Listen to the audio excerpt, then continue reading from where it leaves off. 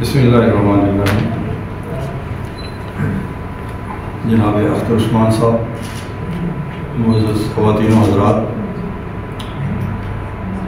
یہ 23 مارچ کے حوالے سے یوم پاکستان کے حوالے سے مجھے کچھ کہنا ہے۔ یہاں سارے شاعر ادیب، لکھنے لکھانے والے، پڑھنے والے بیٹھے ہیں۔ بات تو اتنے میں ہی ختم ہو جاتی ہے کہ اگر میں یہ کہوں کہ علامہ اقبال کی جو ایک کبیری تخلیقی واردات ہے، جو طلوع اسلام لکھتی ہے، جو خضر راہ لکھتی ہے، جو جواب شکوہ لکھتی ہے، جو مست کرتوہ لکھتی ہے، ساکینامہ لکھتی ہے، ذوق و شوق لکھتی ہے، تو وہ واردات جو ہے وہ ایک آزاد مملکت سے کم پر راضی ہی نہیں ہو سکتی۔ یہ چاہے 100 سال بعد بنتا، چاہے 50 سال بعد بنتا، اس کی تاسیس علامہ اقبال کی گریٹ واردات کے اندر پہلے سے ہو چکی تھی۔ اب اس کی تھوڑی سی تفصیل اگر تہذیبی کرنا چاہیں تو یہ ٹو نیشن تھیوری کی پیداوار ہے۔ وہ کیا ہے ٹو نیشن تھیوری؟ اس کے بارے میں بڑی جو ہے کنفیوز کر دینے والی باتیں کی جاتی ہیں۔ یا تو جو ہمارے مذہبی لوگ ہیں اسے کھینچتان کے مذہبی قومیت بناتے ہیں۔ وہ مذہبی قومیت ایک عقیدے کی قومیت ہے، وہ پوری دنیا کے مسلمان ایک قوم ہے، قوم رسول ہاشمی۔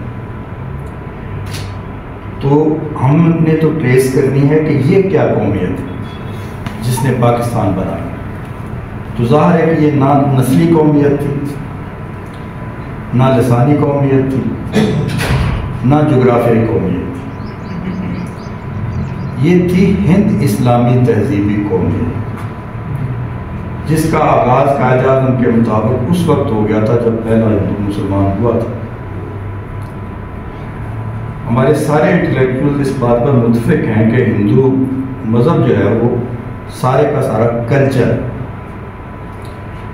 یعنی ان کا تشخص جو ہے وہ مذہبی بھی ہے لیکن کلچرل۔ اب ظاہر ہے کہ اسلام جہاں جاتا ہے وہ اپنی شرائط پر مقامی کلچر کو قبول کرتا ہے۔ اس کے 4 درجے۔ پہلے تو وہ یہ کرتا ہے کہ قرآن مجید میں ایک آیت ہے کہ ہم نے اچھائی اور برائی کا شعور انسان کو وحی طور پر عطا کیا۔ تو وہ جو شعور خیر سے جو قدریں، جو روایتیں، جو تہذیبی مظاہر دنیا کے کسی گوشے میں بھی جنم لیتے ہیں، جو انسان کے اندر کے خیر کی مینیفیسٹیشن ہوتے ہیں، اس کا مظہر ہوتے ہیں، اس کو اسلام ایز اٹ از قبول کر لیتا ہے جہاں بھی جاتا ہے۔ نمبر 2 پر وہ یہ کرتا ہے کہ ایڈیٹنگ کرتا ہے کہ جو مقامی روایات ہیں ان میں جو فسق و فجور ہے وہ نکال کے بہتر کر کے ان کو اسلامائز کرتا ہے۔ جیسے ہم نے بر صغیر میں بھجن کو قوالی بنا لیا، جیسے یہاں دیوی دیوتاؤں کے جلوس نکلتے تھے، ہم نے تعزیے نکالنا شروع کر لیے، عید میلاد النبی کا جلوس نکالنا شروع کر لیے۔ یہ وہ امینڈمنٹس ہیں جو مقامی اس میں سول میں ہم کرتے ہیں۔ تیسرا جو درجہ ہے وہ یہ ہے کہ اپنا نہیں کرتا، ایلیمینیٹ کرتا ہے، جن سے کوئی کمپرومائز نہیں ہو سکتا انہیں ایلیمینیٹ کر رہا ہے۔ اس لیے میں کہتا ہوں کہ ویسٹ جو کلچر کی ڈیفینیشن کرتا ہے اس میں مذہب کو ایک مقامی کمپوننٹ کے طور پر شامل کرتا ہے، اور یہ مغالطہ ہمارے بڑے بڑے انٹلیکچوئل جو اس کا شکار ہوتے ہیں کہ جو مذاہب اکراس دا کنٹریز موجود ہیں وہ تو پھر مقامی نہیں ہوتے۔ آپ عرب کے مذہب کو تو اسلام کو کہہ لیں مقامی ہو، لیکن اگر دوسری جگہوں پر جا کے بھی اسلام قرآن اور رسول اللہ صلی اللہ علیہ وسلم کی صدارت اور اپنا رسالت اور توحید کی بات کرتا ہے تو اس کا مطلب وہ مقامی تو نہیں ہے۔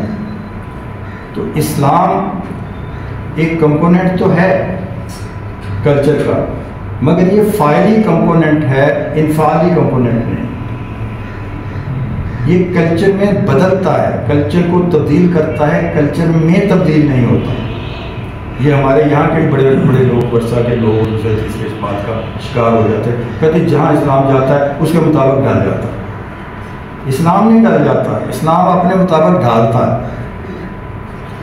جس کو اسی سے شروع کریں کہ خیر مشترک ہے جہاں بھی ہے، اسی خیر کو تمام پیغمبر جو تھے آرٹیکولیٹ کرنے آئے تھے۔ اگر خیر انسان کے اندر قرآنی تعلیمات کے مطابق موجود نہ ہو تو کوئی پیغمبر انسان سے مخاطب نہیں ہو سکتا، کوئی فلاسفر مخاطب نہیں ہو سکتا، کوئی صوفی مخاطب نہیں ہو سکتا۔ تو یوں آپ سمجھیں کہ توحید کے جتنے بھی سلسلے ہیں، یہودیوں کا توحید کا سلسلہ ہے، عیسائیوں کا توحید کا سلسلہ ہے، چینیوں کا توحید کا سلسلہ ہے، گیتا میں بھی توحید کا سلسلہ موجود ہے، مگر ہم لوگ جو ہیں ہم محمدی تصور توحید کے ماننے والے لوگ ہیں۔ تو اس میں بھی سارے مسلمان ممالک شامل ہیں، لیکن جب ہم بر صغیر کی قومیت کی بات کریں گے تو ہم کہیں گے کہ اس بڑی تہذیبی عقائد کا جو بر صغیری چیپٹر ہے، ہم اس کی نمائندگی کرنے والی قوم ہیں۔ اس کا اگر ہم نام رکھنا چاہیں تو ہم کہیں گے ہند اسلامی تہذیبی قومیت۔ اب پوری دنیا کے جو مسلمان ممالک ہیں ان کی اپنی اپنا تشخص ہے، ان کے پیچھے ان کی مقامی، جیسے میں نے کہا نا کہ جو اندر کا سچ ہے وہ پیدا کرتا ہے ہر جگہ پر اچھی قدریں، تو ان کی وہ ساری تاریخ اچھی قدروں کی ان کے ساتھ، اس سے وہ ایک اپنی پیکیولر، اپنی یونیک، اپنی آئیڈینٹی بناتے ہیں۔ مگر ایک مسلمان ملک کی بھی تہذیبی کلیت کو سمجھنے کے لیے آپ کو اسلامی جو کمپوننٹ ہے یا ترکیبی عنصر جو ہے، اس کے بغیر نہیں سمجھ آ سکتی کسی بھی مسلمان ملک کا جو تہذیبی باطن ہے اور بہت سارا تہذیبی خارج ہے، وہ اسلام کے بغیر سمجھ میں نہیں آ سکتا۔ تو جب اسلام کے بغیر سمجھ میں نہیں آ سکتا اور ان کی اپنی اپنی اکائیاں اور تشخص بھی موجود ہے، تو پھر ان کا کیا نام رکھیں گے؟ ہم کہیں گے اس وقت پاکستانی اسلامی تہذیبی قومیت، بنگلہ دیشی اسلامی تہذیبی قومیت، ہند اسلامی تہذیبی قومیت۔ اگر کل کو کشمیر آزاد ہو جاتا ہے تو کشمیری اسلامی تہذیبی قومیت بھی ہوگی، اور اس طریقے سے ایرانی تہذیبی اسلامی قومیت، ٹرکی تہذیبی اسلامی قومیت، عربی اسلامی تہذیبی قومیت۔ یہ نام آپ سب کو دے سکتے ہیں الگ الگ آئیڈینٹیز کو جاننے پہچاننے کے لیے۔ یہ میں اس لیے کہہ رہا ہوں کہ اسلام کے بغیر کسی ایک مسلمان ملک کی بھی تہذیبی تشخص سمجھ نہیں آ سکتا مکمل طور پر۔ تو اس اعتبار سے آپ دیکھتے ہیں کہ ایک باقاعدہ سفر تھا۔ اس سفر کے بارے میں آپ پہلی بار اس وقت سینسیٹائز ہوئے تھے جب اکبر نے دین الہی جاری کرنا چاہا تاکہ اسے حکومت میں سہولت ہو سکے، تو اس کے خلاف مجدد الثانی کی موومنٹ آئی۔ وہ موومنٹ کیا تھی؟ وہ موومنٹ یہ تھی کہ مسلمان اپنی اجتماعی تشخص کسی دوسری قوم میں گم نہیں کر سکتے۔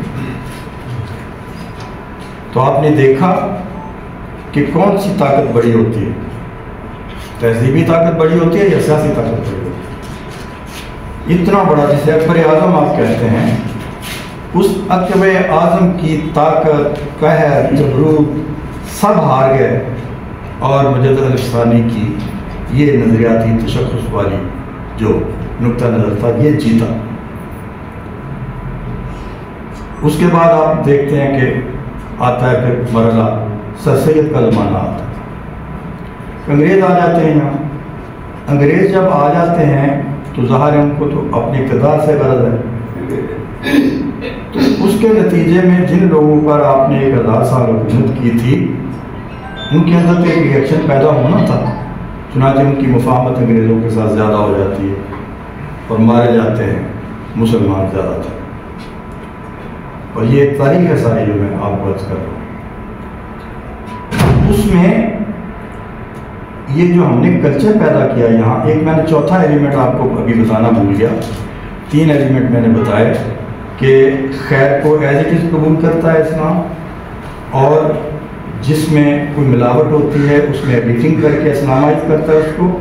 اور تیسرا میں نے یہ کہا کہ تیسری چیز میں نے کیا کہی تھی آپ کو، ہاں جی، کہ وہ ایلیمینیٹ کرتا.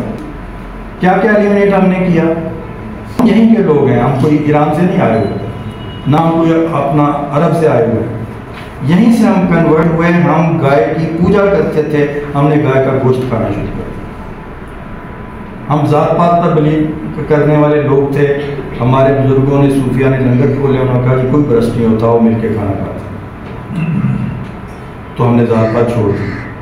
ہماری عورتیں قامت کے پڑھنے کے بعد ستی ہوتی تھی. جو کنورٹ ہوتا گیا یہیں کا بندہ، انہوں نے یہ ساری باتیں چھوڑنا شروع کی. یہ سب کلچر تھا، کیونکہ آپ کے سب انٹلیکچوئل یہ کہتے ہیں کہ ہندوازم جو ہے وہ کلچر. تو یہ اتنی بڑی کلچرل ہم نے چیزیں چھوڑی یہاں کی بنیادی، اور پھر ایک نیا کلچرل آئیڈینٹی ہم نے پیدا کی. چوتھا ایلیمنٹ جو میں عرض کرنا چاہتا ہوں وہ بہت ضروری ہے، اگر وہ نہ ہو تو تہذیب مردہ ہو جاتا ہے. وہ ایلیمنٹ ہے نئی قدریں پیدا کرنے. ہر لحظہ میں اس کی نئی شان ہے. کلو یومن ہوا کی شان والا جو اشارہ ہے کہ جب تک آپ کا تحرک ہی ختم ہو جاتا ہے اگر آپ نئی قدریں پیدا نہ کریں. ہم نے برِ صغیر میں ہندوؤں کی اکثریت میں بہت کچھ نیا کلچر پیدا کیا تھا، اور اب جب سے ہم سوورن ہوئے ہم نے اور بھی نیا بہت کچھ پیدا کیا. ہم نے تو زبان پہلے تخلیق کی، اردو زبان برِ صغیر میں، جس کو ہم نے نہیں کلیم کیا کہ یہ ہماری ہے، جس کو ہندوؤں نے ہمارے نام ادا کیا. سر سید کا جھگڑا یہاں سے پیدا ہوا کہ جب ہندوؤں نے یہ کہا کہ انگریز جب یہاں سے چلے جائیں گے تو ہم یہاں کی زبان اردو نہیں رکھیں گے، ہندی رکھیں گے. باقاعدہ نام لے کے کہا انہوں نے، اردو نہیں رکھیں گے، ہندی رکھیں گے. کوئی کنفیوژن نہیں ہے اس میں کہ وہ ہندی کو ہی اردو سمجھتے ہوں. انہوں نے کہا اردو نہیں رکھیں گے، ہندی رکھیں گے. اس پر سر سید نے ریئیکٹ کیا. وہ ریئیکشن اگرچہ بہت زیادہ پریزنٹیبل نہیں ہے لیکن قوموں کے تضادات میں وہ میٹر کرتا ہے. سر سید نے یہ کہا کہ آج مجھے محسوس ہو گیا ہے کہ جب تک جو فتنہ آپ نے چھیڑ دیا ہے اس کے نتیجے میں جب تک ایک قوم دوسرے کو مکمل طور پر دبا نہیں لے گی یہاں امن قائم نہیں ہوگا. اب یہ کسی آفاقی نظریاتی اپروچ میں اس کی گنجائش نہیں پیدا کی. سر سید نے ریئیکٹ کیا. یہ اقبال آ کے آپ کو یہ تھیورائز کرتے ہیں، اور ان کے تھیورائز کرنے میں بھی قدرت نے جو ان کی ہیلپ کی وہ یہ تھی کہ جب وہ ویسٹ میں گئے تو وہاں انہوں نے نسلی، لسانی، جغرافیائی قومیت کا جو کچھ حال دیکھا اس کے نتیجے میں وہ اس مرحلے پر پہنچے. انہوں نے کہا کہ یہ جو ریاست کا یونٹ ہے یہ انسان کے ارتقاء کا بہت ہی بڑی اچیومنٹ ہے. تو اس کو صرف نسل پر، صرف زبان پر اور صرف جغرافیے پر ریاست کا مشتمل ہونا یا اس طرح کا باعث یا تعصب کریٹ کرنا، ایتھنو سینٹرزم اس طرح کا پیدا کرنا، تو اس کو تو کسی عمرانی معاہدے پر استوار ہونا چاہیے. اسی لیے وہ اشتراکی ریاست کو بہت اس کا تحسین کرتے تھے کہ کم از کم کسی نظریے پر استوار ہے. تو اقبال نے پھر کہا کہ بھئی ایسا نظریہ جو انسان کے باطن کو بھی متحرک کرنے والا ہو، وہ نظریہ ایج رکھتا ہے تمام مادی نظریات کے اوپر. تو انہوں نے اسلام کی جو نظریاتی جہت تھی وہ ان کے ذہن میں متحرک ہوئی، اور انہوں نے برِ صغیر کا علاج یہ بتایا کہ یہاں دو بڑی تہذیبیں ہیں، ایک ہندو تہذیب ہے، ایک اسلامی تہذیب.